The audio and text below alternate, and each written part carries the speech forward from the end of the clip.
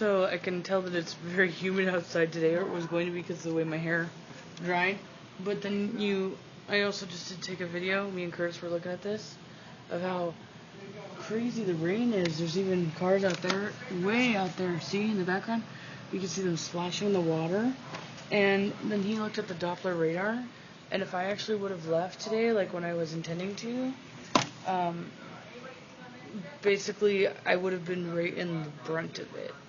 And so that's the whole sabotage and, unforeseen circumstances end up being beneficial to me, and I think that aspect's with Curtis too.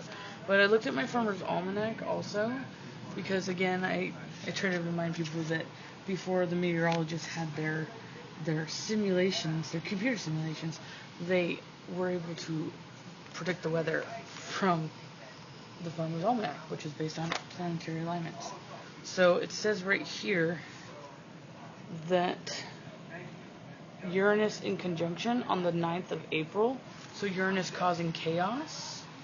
Actually, I want to look and see if maybe... Right now, since we just had this crazy rain. Let's see.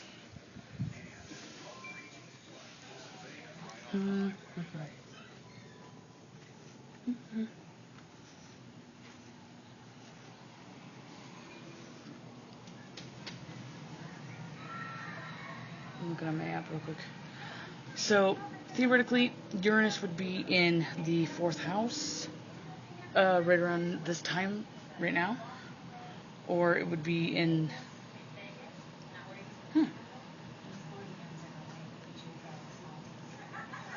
So it's what it started.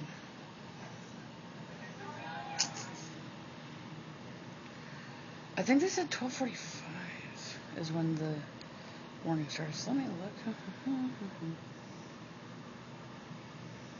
Go, go, go, go, go, go. Go, go, go, go, go, go. Oh, that makes sense. Okay. So we didn't have Uranus in the 4th house like I assumed, but you see it's actually on the MC line right there at the top, and it's right with the sun, and so Lilith is directly on the IC, which is in the 4th house. So I mean it's an aspect. Oh, Pluto. That's funny. Look at that. Yeah. Oh, so flash flood warning this area till 4:15 p.m.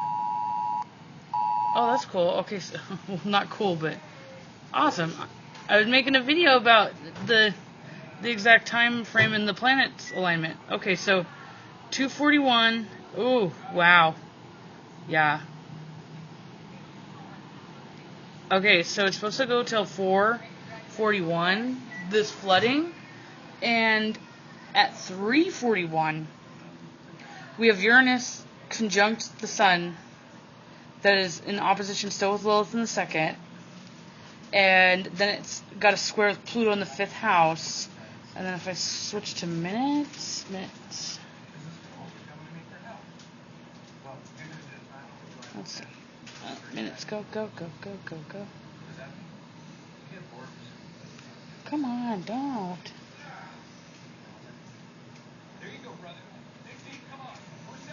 Oh, wow. Oh. So 4:06 p.m. we have Mars that's directly on the descendant. So that might be people's cars either dying or having some sort of malfunction specifically. And with Jupiter on the ascendant and with Neptune on the descendant next to Chiron, and again, Uranus, Mercury, and the Sun are in the 8th house. So either that, I would say that directly translates to there's going to be people out there that are going to continue to drive, and their cars are going to be stuck or die in the flooding areas. And also, I mean, that typically happens all the time, but that's what that translates to here, because Jupiter just exaggerates whatever it touches, and it's on the ascendant, which is supposed to represent the self. Mars is supposed to represent the the motor, the drive, and that could be physiological with an individual's body or with a mechanical, heavy operating machinery or a car or whatever. And then obviously it's almost conjunct Saturn, which is in the 4th house, and Saturn represents longevity and structure. And then obviously Pluto is on the cusp of the 4th and the 5th house. That it's a part of that T-square that's ongoing with Uranus, Lilith, and Pluto. And obviously Uranus being in the 8th house, that would translate trauma-induced potential death or endings. And since it's conjunct the Sun, that would be trauma directly on the individual. Yeah. And then since Mercury is now hitting that the cusp, past the cusp between the 9th and the 8th house, and it's in the 8th house, Mercury has to do a lot with electronics and mechanical breakdowns and whatever. And even though, yes, it's not retrograde, but with all this stuff going on and with it being close to Uranus like that, it essentially would manifest in a kind of retrograde kind of way. So I'm not saying that it would die per se for the same kind of overload of electromagnetic waves, but it would die likely because of the flooding.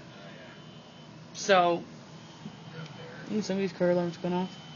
So, I mean, I shouldn't have to tell anybody this because they already, warn you for safety procedures, and that's actually what that warning was on my phone. To not drive if it's flooding. But don't drive if it's flooding. And I would be totally screwed if I were driving right now. I would be so screwed because I would be in the brunt of it. So, I'm so glad I didn't go today. And I'm not happy though that I'm right about this, because this just enables me to think that every time I don't want to do something that I can do it because I'm right. It's irritating.